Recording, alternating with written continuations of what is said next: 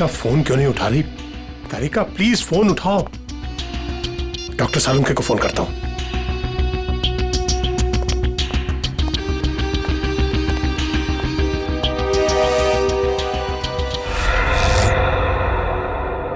Light को क्या हुआ?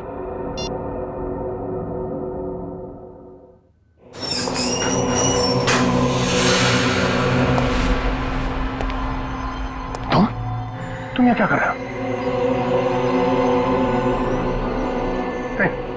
नहीं, मुझे मत मारो।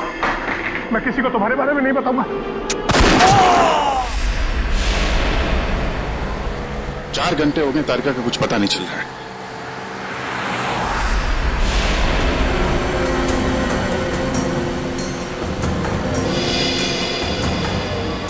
सर, तारिका का मोबाइल आसपास ही दिखाई दे रहा है।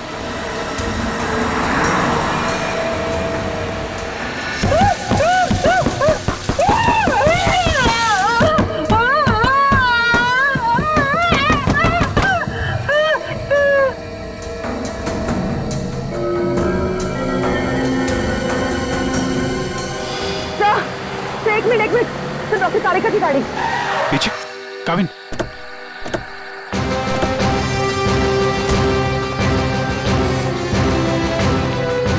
तारिका, तारिका,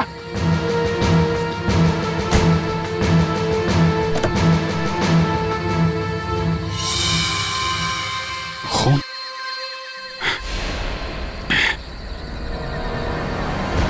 कुछ हुआ है तारिका को, खून है यहाँ पे। डॉक्टर जगन, डॉक्टर जगन, अरे कुछ देर पहले फोन किया था, अब अंधेरा है, गया कहाँ ये? देखो जरा, लाइट लगा।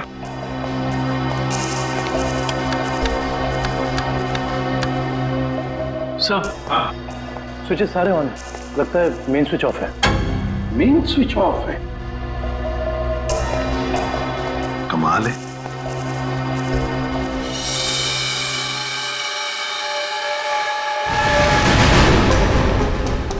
डॉक्टर जगन,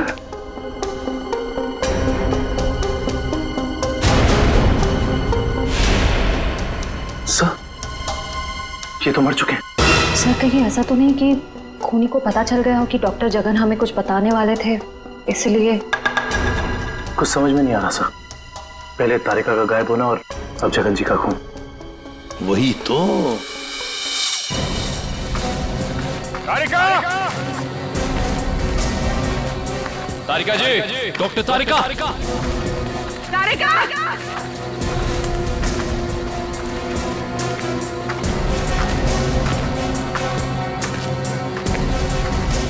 तारिका,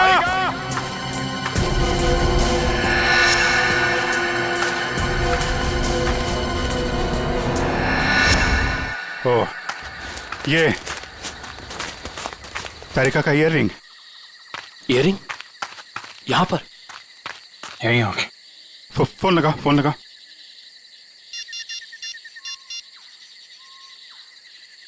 सर, घंटी जा रही है सर।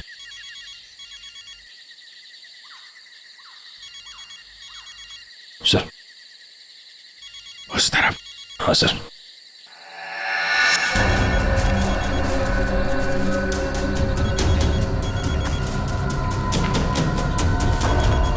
सर, घंटी की आवाज काफी धीमी आ रही है।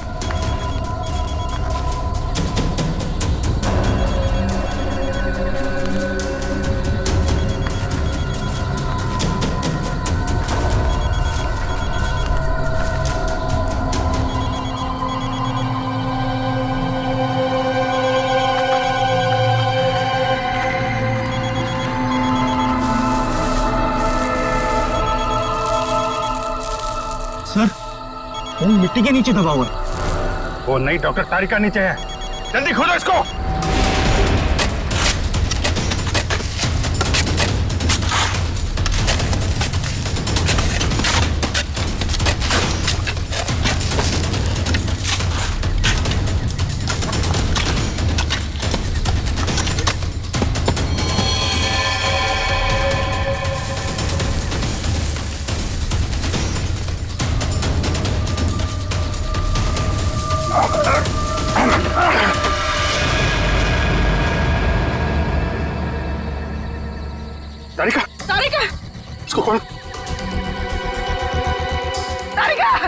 My God.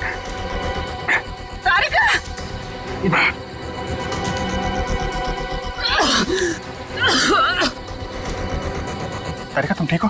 हाँ? कैसे हुआ ये है? किसने किया?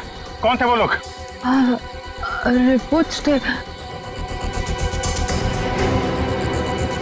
लैब जा रही थी। एक आदमी आया, जबरदस्ती मुझे क्लोरोफॉर्म सुंघाया।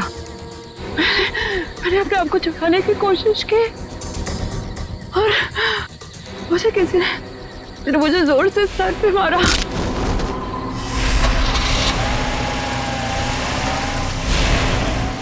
तो ये सब उन लोगों ने उस केस की रिपोर्ट्स के लिए किया है।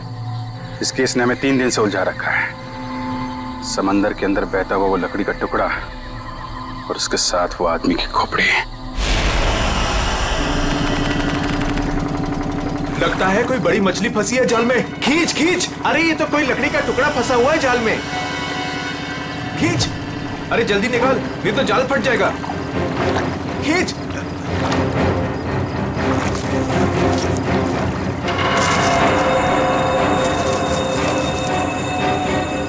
ये क्या? अरे ये तो इंसान की खोपड़ी है।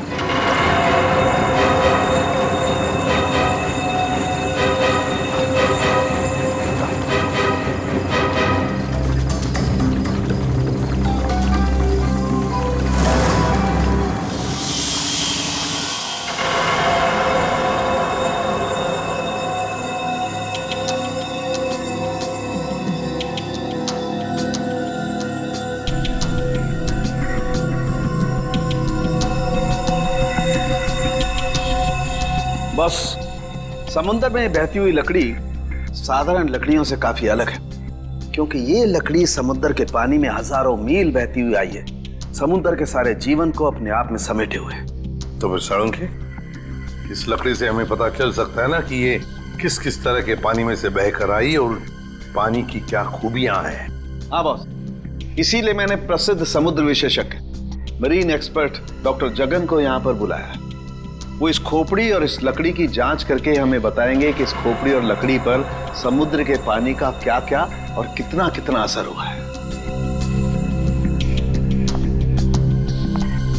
तो यहाँ सर पे पीछे गोली मारी गई है इस आदमी को।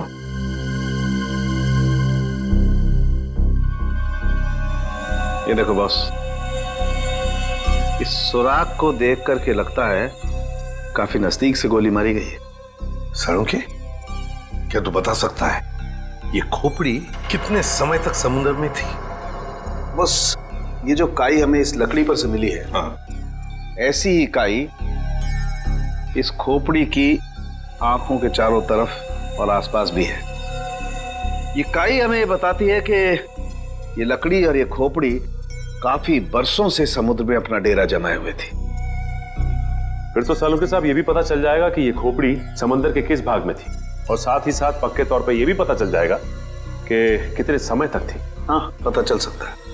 अरे क्या काम करो, इस खोपड़ी पर से जितने भी बैक्टीरियाज मिले उनका अच्छी तरह से एनालिसिस करो, इससे उनकी उम्र का पता लगेगा और बाद में हम इस खोपड़ी का रिकंस्ट्रक्शन करेंगे।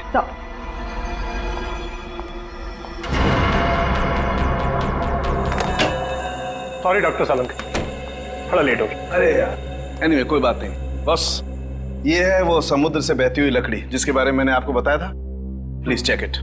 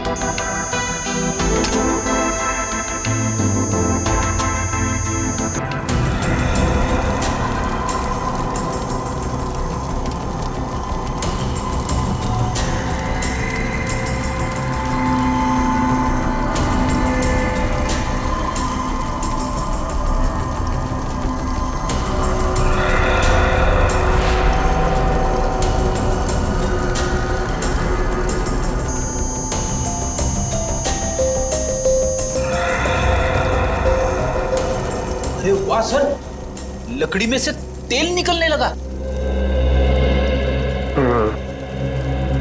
इसका मतलब ये है कि ये लकड़ी समुद्र के उस हिस्से में थी जहां बहुत सारा तेल बिखरा हुआ था, और उसी में से कुछ तेल इस लकड़ी ने सोख लिया।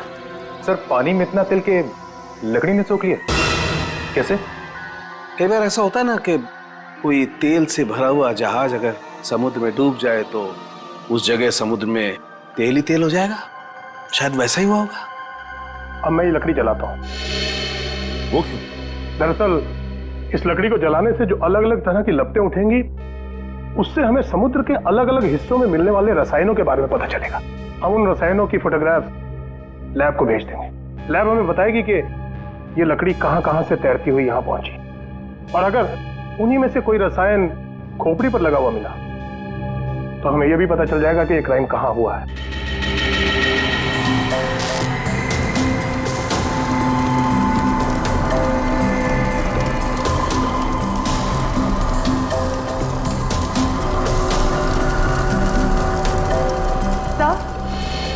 सर, इस खोपड़ी में मिले समुद्री बैक्टीरिया और एल्गी की उम्र लगभग 7-8 साल है।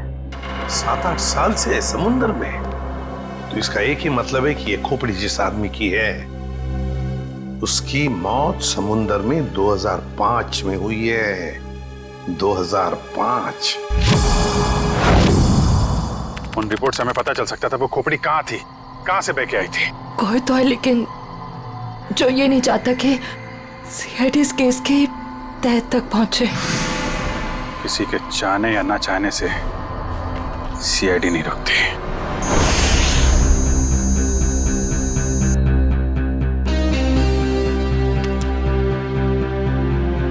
क्या पता चला सर इस रिपोर्ट में, जिसके लिए आपको ड्रग, डॉक्टर तारिका को जान से मारने की कोशिश और डॉक्टर जगन का खून हुआ? रिपोर्ट के मुताबिक वो खोपड़ी 35 से 40 साल के आदमी की है, और वो जो लकड़ी की लपटों के अलग अलग फोटोग्राफ्स हमने लैब में भेजे थे, उन लपटों का केमिकल कंपोजिशन अरब महासागर के पानी से मिलता है, लेकिन उन लपटों का केमिकल कंपोजिशन सबसे ज्यादा साओलिन समुद्र तल के पानी से मिलता है। इसका मतलब है साओलिन समुद्र तल से ऊपर उठकर ये खोपड़ी बहती हुई लकड़ी से उलझकर अरब सागर में पहुंची। बिल्कुल। सालुंखे ने कहा कि उस खोपड़ी के अंदर वाले हिस्से में उसे कुछ बैक्टीरिया मिली, किण्वन क्रिया करने वाली बैक्टीरिया, फर्मेंटेशन करने वाली बैक्टीरिया। और फिर मरीन एक्सपर्ट डॉक्टर जगन के रिपोर्ट में यह भी बताया है उसकी खोपड़ी के ऊपर से कुछ फेरस ऑक्साइड के अंश मिले। फेरस ऑक्साइड, लोहे की जंग। लेकिन सर, समुंदर के नीचे एक खोपड़ी पे लोहे की जंग कैसे आ सकती है सर? वही तो। ये खोपड़ी 8-9 सालों से पानी के अंदर थी और बहती हुई एक लकड़ी से जाकर फंस गई, जिसपे से हमें तेल के भी कुछ अंश मिले। हो सकता है ये खोपड़ी किसी डूबे हुए जहाज के मलबे के नीचे दब गई हो।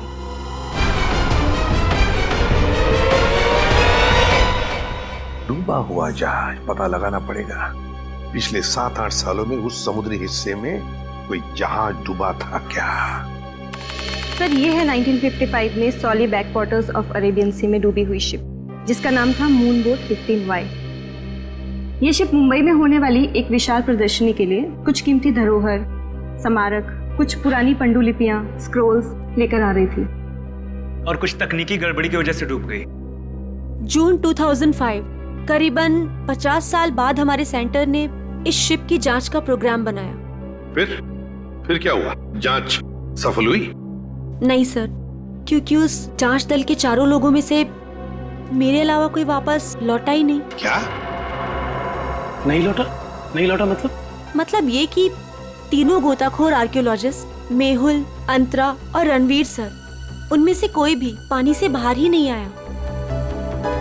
तो फिर उनका क्या हुआ? हमने उनको तलाशने की बहुत कोशिश की, पर तीनों का कुछ पता नहीं चला। सिर्फ मैं ही वापस आ पाई, शायद इसलिए क्योंकि मैं उनके साथ पानी में गई ही नहीं थी। तो उस वक्त आप कहाँ थे? मैं पानी के ऊपर बोट पे ही थी। एक मिनट, वैसे आप कौन है? सब, मैं डॉक्टर शिखा, मैं उस टीम की सबसे जूनियर मेंबर थी। काफी देर तक जब उनमें से कोई बाहर नहीं आया तो मैंने सेंटर इन्फॉर्म किया। यहाँ से एक रिसर्च टीम वहां पहुंची और शिप का जो भी सामान था उन्होंने निकाल लिया। काफी दिनों तक उन सब की खोज भी की पर उन सब का कुछ पता ही नहीं चला। ठीक है डॉक्टर नैना, इस जहाज पर का जो भी सामान आपके पास है, जो भी सामान, वो सब हम हमारे ब्यूरो ले जाना चाहते हैं जांच करने के लिए। जी सर, 1 सेकेंड। हेलो जोजो, ऑफिस में आओ जल्दी।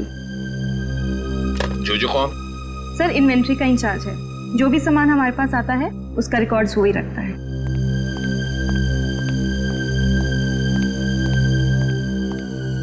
मैडम आपने बुलाया मुझे? हाँ, ये लोग सीआईडी से हैं और इन्हें मूनबोट 15Y से मिला हुआ जो भी सामान है वो इन्हें चाहिए। ठीक है सर, मैं आपके ऑफिस में भिजवा देता हूँ, क्योंकि कुछ समय लगेगा कुछ डिटेल और गेट पास बनाने में। ठीक है, कोई बात नहीं। जो ने ये सारा सामान भेजा है मरीन रिसर्च सेंटर से। और तुम इन सारे सामानों को लिस्ट से मैच करके देख रहे हो? हाँ सर, और रणवीर, अंतरा और मेहुल, उन सब की फोटो भी भेजी है ईमेल पे, और उनके रिकॉर्ड्स भी। मयूर वही चेक कर रहा है। गुड काम करो फ्रेडी, तुम्हारा ये सब लिस्ट चेक होने के बाद में ये सारा का सारा सामान फोरेंसिक लैब में भेज दो। Yes sir.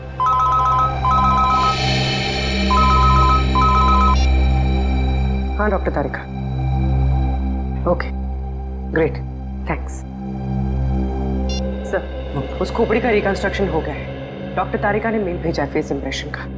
गुड। सर देखो जरा वो चेहरा चेक करो। सर ये रही उस आदमी की शक्ल।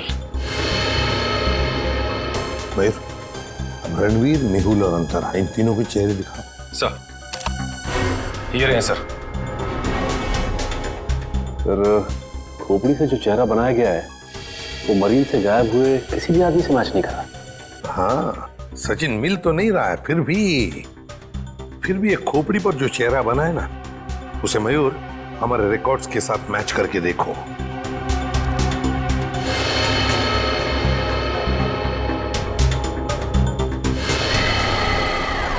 सर ये तो नामी जादूगर सम्राट है जो 2005 में गायब हो गया। क्या सम्राट सर इस दुनिया में नहीं रहे? और हम ये जानते हैं कि आपके सम्राट सर की मौत 2005 में हो गई थी। 2005 जून से तो गायब हो गए थे वो। 2005 में आप लोग थे सम्राट के साथ? हमने तभी ज्वाइन किया था और हम उनके असिस्टेंट थे। ओके, तो उनके गायब होने से पहले की कोई खास बात आपको याद है? हाँ सर, उस वक्त वो ताले और जंजीर बना रहे थे, जिसका हमारा जादू के शो में भी कोई काम नहीं था। मैं आपको उसकी फाइल दिखाता हूँ। राज, सम्राट सर की वो ताले वाली फाइल ले आना। ताले और जंजीर बना रहे थे? जी सर। हाँ सर, मैंने उनसे एक बार ये पूछा भी था कि ये क्या है। बोल रहे थे किसी खजाने की चाबी है जिससे वो बहुत जल्दी अमीर हो जाएंगे और उनके सारे कर्ज खत्म हो जाएंगे। सर ये देखिए फाइल।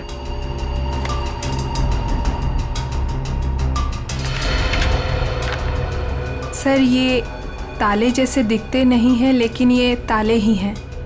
सर 4 जून को वो अपने बनाए हुए ताले और जंजीर लेकर चले गए और हमसे कहा कि आज दौलत दरवाजे पर आ जाएगी। लेकिन सर उस दिन के बाद वो कभी वापस ही नहीं लौटे।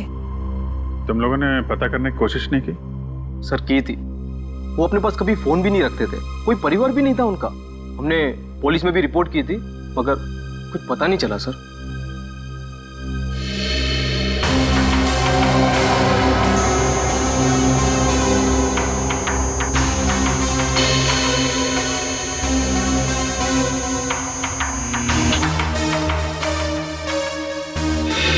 ठीक है, नेक्स्ट।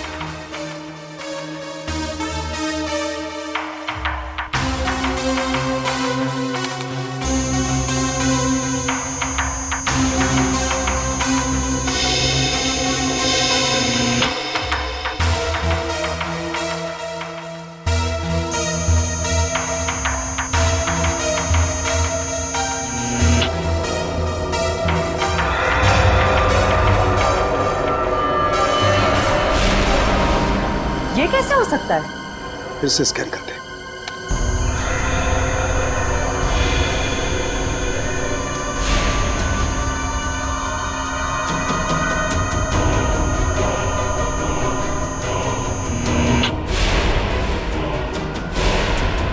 माय गॉड, ये क्या चक्कर है? हाँ डॉक्टर साहब, क्या हुआ? आपने अर्जेंटली बुलाया? दया, जहाज में से मिले हुए सभी आर्टिफैक्ट्स, ये सारे धरोहर का कार्बन डेटिंग कर लिया है। ये सभी की सभी चीजें 16वीं शताब्दी की हैं, सिर्फ एक चीज को छोड़कर। ये क्या बात कर रहे हैं? मून बोट में मिली तमाम चीजों में एक चीज 16वीं शताब्दी की नहीं है। नहीं सर, इसका मतलब वो चीज मून बोट की हो ही नहीं सकती? बिल्कुल नहीं हो सकती, और वो कोई धरोहर भी नहीं है। वो है एक छोटा सा हथियार, ये चाकू, जो 2002-2003 में बना है।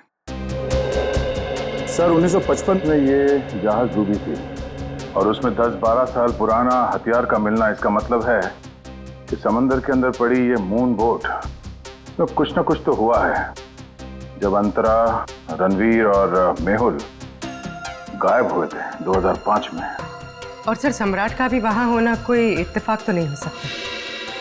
सर, इसका मतलब सम्राट का कोई ना कोई संबंध तो जरूर है उस घटना से जिसमें रणवीर, मेहुल और अंतरा की जान गई उस पानी के अंदर। समंदर के गहराई में वहां जाना पड़ेगा जहां पे इस मून बोट का मलबा पड़ा है।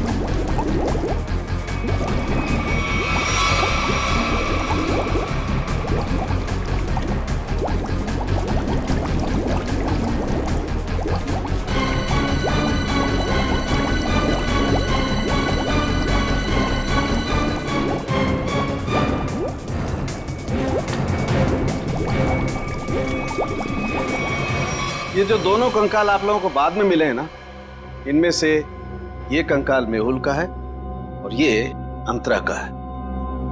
और ये खोपड़ी जो सबसे पहले मिली थी, ये कंकाल सम्राट का है।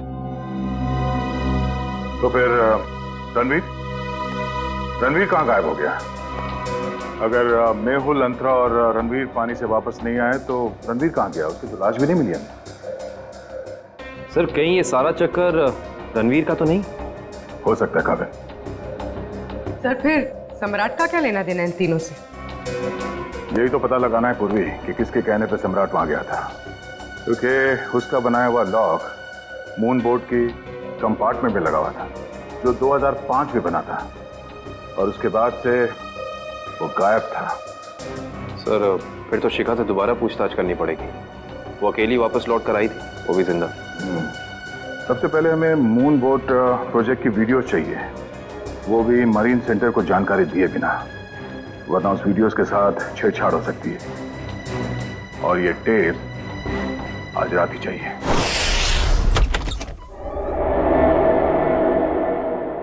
कहीं चोरी करते वक्त हमें कोई पकड़ न ले। अरे सर कुछ भी नहीं होगा, टेंशन मत लो। सीआईडी का बैच है ना, हम लोग उसे सीआईडी का बैच दिखाएंगे और कहेंगे चोर पुलिस करने आए हैं। पहले अंदर तो चलो।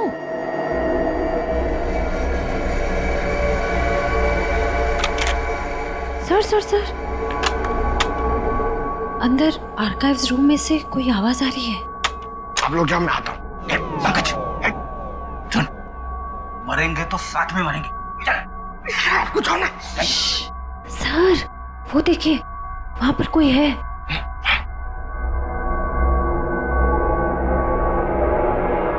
लाइट ऑफ, बंद कर टॉर्च।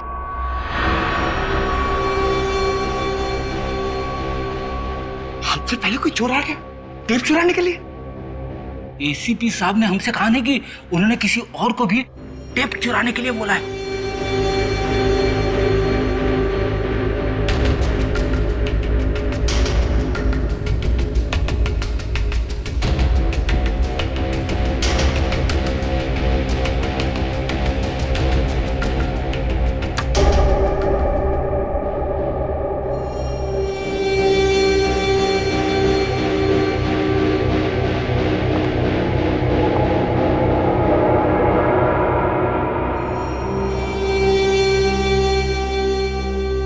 हाथ ऊपर।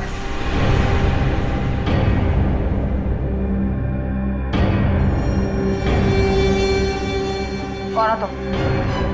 नकाब उतारो।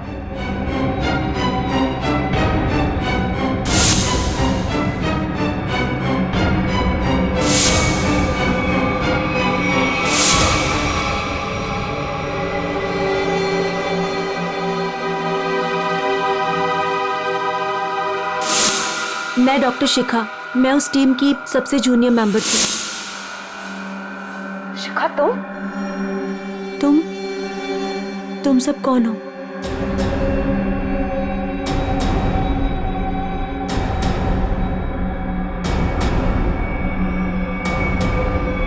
सीआईडी?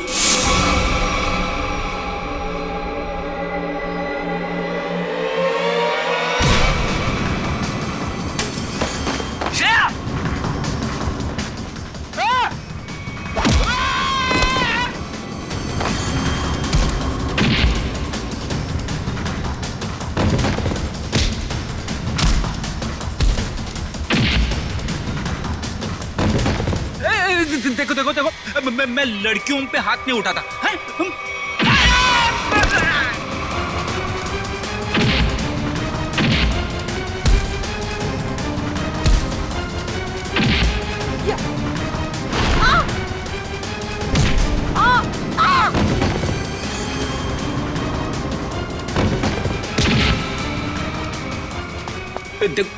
नारी शक्ति लय भारी, लेकिन मेरी माँ अब भागना बाकी नहीं। हाँ वो तो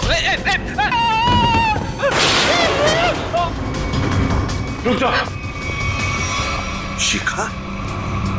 शिखा तुम इतनी रात के तुम यहाँ क्या कर रही हो? सब मैंने कुछ नहीं किया है, मुझे जाने दीजिए। सर ये झूठ बोल रही है, इसने कोई टेप्स चुराए हैं। टेप्स? कैसे टिप्स चुराए तुमने? सब मैं बेगुनाह हूँ। मैं बस ये नहीं चाहती थी कि वो मून बोट के टेप्स किसी और के हाथ लगे। क्या है उन टेप्स में? क्या है बताओ जल्दी।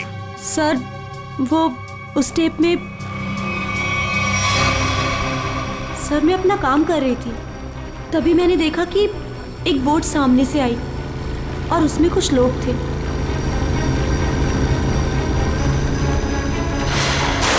सर कुछ समय के बाद उन लोगों में से एक आदमी पानी में चला गया और फिर थोड़ी ही देर के बाद वो ऊपर आ गया।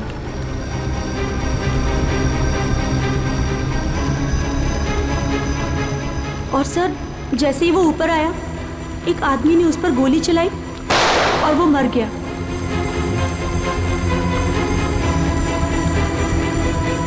और फिर सर कुछ समय के बाद वो दोनों भी पानी के अंदर चले गए।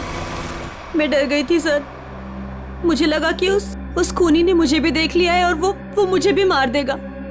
मेरी बोट पे भी एक कैमरा था जिसमें सब कुछ रिकॉर्ड हो रहा था। उसी रिकॉर्डिंग के टेप्स लेने आई थी सर। सर इसका मतलब इसने सम्राट का खून होते देखा था, क्योंकि उसी के सर में गोली लगी थी। तुम ये टेप्स पहले भी तो चुरा सकती थी ना, फिर आज ही चोरी करने का क्यों सोचा तुमने? उस वक्त सभी को ये लगा कि ये एक हादसा है, ऐसे में वो टेप कौन देखता। मुझे क्या पता था कि इतने सालों बाद सीआईडी उस दबे हुए केस की फिर से छानबीन करेगी। बहुत बड़ी गलती की तुमने शिखा, जुर्म को छुपाने की। जुर्म छुपाना भी एक अपराध होता है, समझी? अब तो तुम्हें जेल में बैठना पड़ेगा जब तक कानून तुम्हारा फैसला नहीं करता।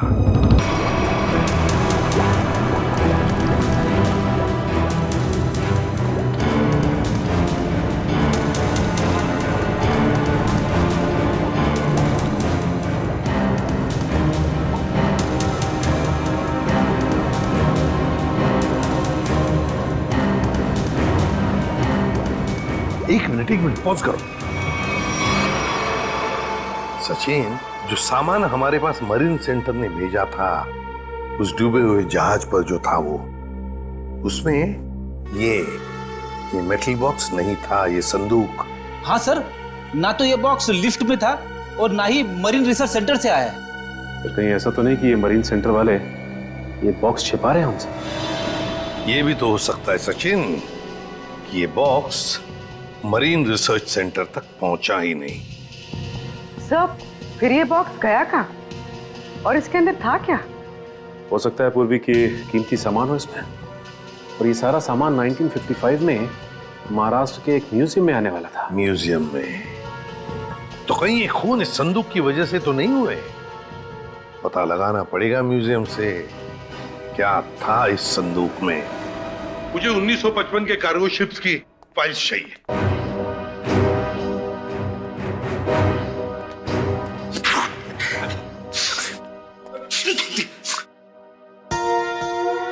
सर कितनी धूल है यहाँ पे। साफ सफाई करने की सख्त मनाही है। चीख फैलाओ अभियान की पूरी तैयारी कर रखी है यहाँ पे।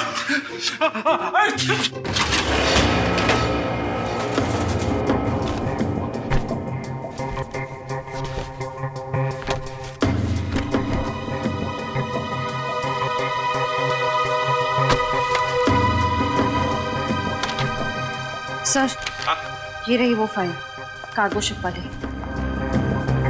ये देखिए।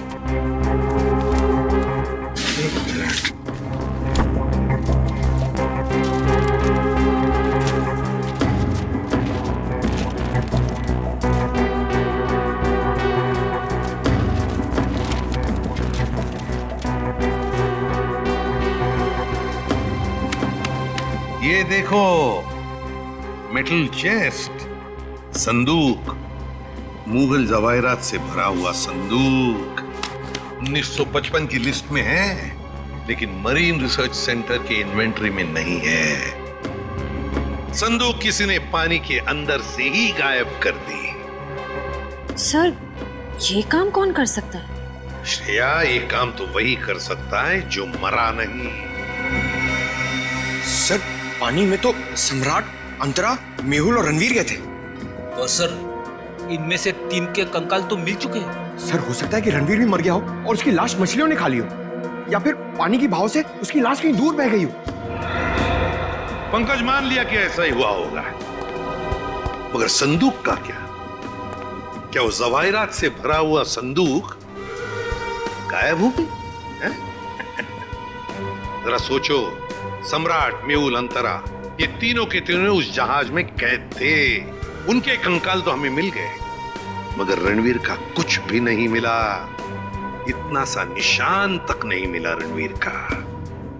इसका मतलब है कुछ न कुछ तो करके रणवीर वहां से गायब हो गया उस संदूक के साथ। सब किया हुआ रणवीर का ही है। पर सर, अब तक तो सब ये समझते थे कि रणवीर मर चुका है। अगर वो जिंदा है भी तो हम उस तक पहुंचेंगे कैसे? और एक बात ये भी है सर कि रणवीर ने उस सोने को वैसे ही बेचने की गलती नहीं की होगी, वरना अब तक पकड़ा जाता।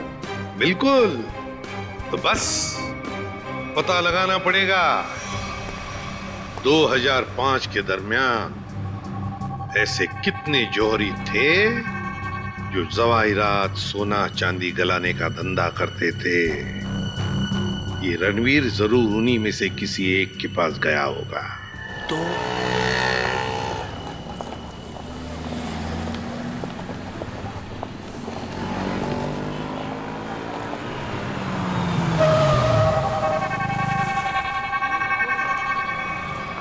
हाँ सर, हम लोग पूरी कोशिश कर रहे हैं सर, अभी तक तो कुछ मिला नहीं सर। आप कुछ पता चला सर? हम लोग यहाँ पता कर रहे हैं सर, अगर आप कुछ पता चला तो हम आपको बताते हैं सर। आइए आइए सेठानी जी, इससे पहले कि वो आ जाए, आइए इसको तो मैं ऐसे बंद कर देता हूँ। गलती हो गई। आइए आइए, बोलिए क्या काम है? ये ही है। बहुत खतरनाक जगह है ये, उतरते ही पीछे लग गया एक। नहीं समझे, मैं समझाता हूँ। बहुत मुश्किल से आए आपकी दुकान, पीछे एक चोर बुर्बक टाइप आदमी लगा था, नीचे खड़ा। आइए दिखाता हूँ उस तरफ। आइए इधर आइए। वो देखिए फोन पे बात कर रहा है, लगता है अपने साथियों को बुला रहा है यहाँ पर। बाप रे। आप रुकिए, मैं अभी पुलिस को फोन करता हूँ। हाँ पुलिस? नहीं। अरे सेठ जी, अरे आप तो कच्चे खिलाड़ी निकले। अरे पुलिस को फोन नहीं करना, लोग बैठे। हमारा जो माल है ना, ये वाला अलग किस्म का है। अलग किस्म का? बताऊंगा नहीं, दिखाऊंगा। आइए सेठानी जी, कम।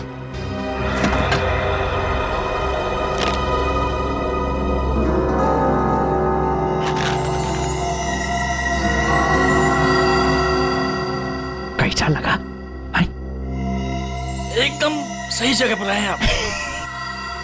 कहाँ से हाथ मारा है? फालतू सवाल बड़े कर रहे हैं आप। माल देखिए, आम खाइए, पेड़ मत गिनिए। तो बेचना है? सेठानी जी कह रही है बेचना नहीं है, तो खरीदना है? खरीदना भी नहीं है। तो फिर गहनों के बदले गहने लेने हैं? तो फिर आप लोग क्यों आए हुए यहाँ बाजार में? मासूम है, इधर है। देखिए, हम ये चाहते हैं कि आप इस सामान को पिघला दें। जब बाजार बढ़े, रेट बढ़े, हम धीरे धीरे, हौले हौले, प्यार से बेचेंगे, पैसे कमाएंगे। आपका काम हो जाएगा। लेकिन आपके काम के डबल रेट लगेंगे। अरे सेठ जी, डबल रेट क्यों? कोई बात नहीं, जो काम पहले किया ना। अरे कैसी बात करते हो? बहुत बार किया, और ये जो आप लेकर आए हैं, ये तो चिल्लर है। 2005 में तो हमने मुगल काल के बने हुए अरबों रुपए के गहने और कीमती धरोहर को गलाया था, और किसी को कानों कान खबर तक नहीं होने दी थी। पूरे 4 दिन तक चलता रहा था ये काम। आइए मेरे साथ, आइए।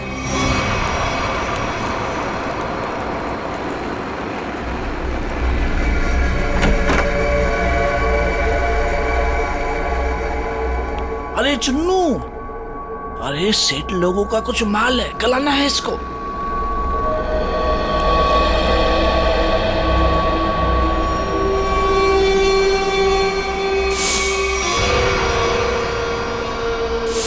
कितना माल है साहब?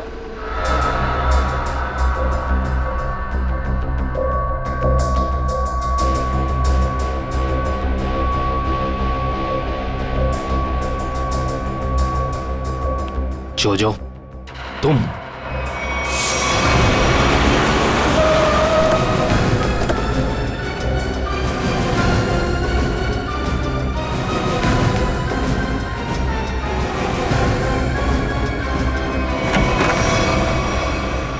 अरे आप कहीं जा रही हैं क्या? हम लोग तो चाय नाश्ते से लेकर डिनर तक का प्रोग्राम बना के आए थे। क्या बात है, आप वैसे क्यों देख रही? लगता आपने हम सीआईडी वालों को पहचाना नहीं। नैना जी,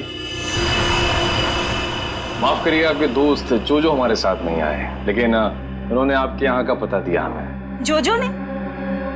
पर क्यों?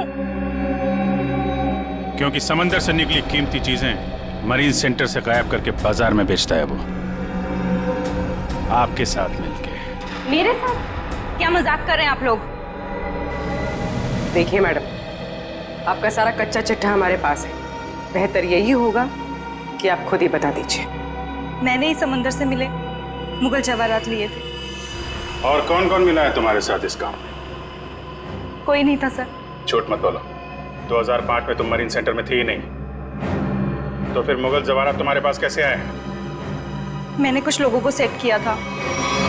उस टाइम मैं जूनियर विंग में थी। क्या बात है, आप समंदर में गई नहीं, सम्राट का खून आपने किया नहीं, तो फिर कौन है ये जो आपकी मदद कर रहा है? सर मेरे साथ थे कुछ लोग। साथियों का नाम तो होंगे ना?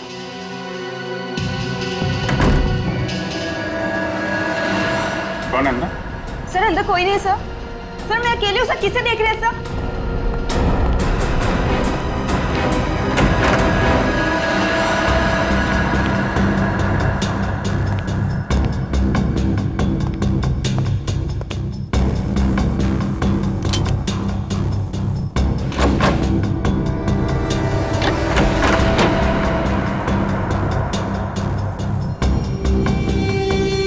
कौन है? बाहर आ जाओ, बाहर आओ चुपचाप।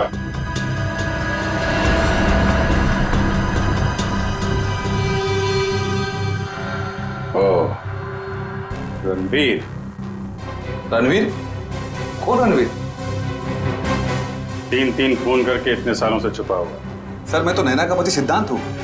नाम बदल सकते हो लेकिन चेहरा नहीं। हाँ सर, मैं ही रणवीर हूँ। 2005 में मैं और मेरी टीम समंदर पे उस जगह गई थी।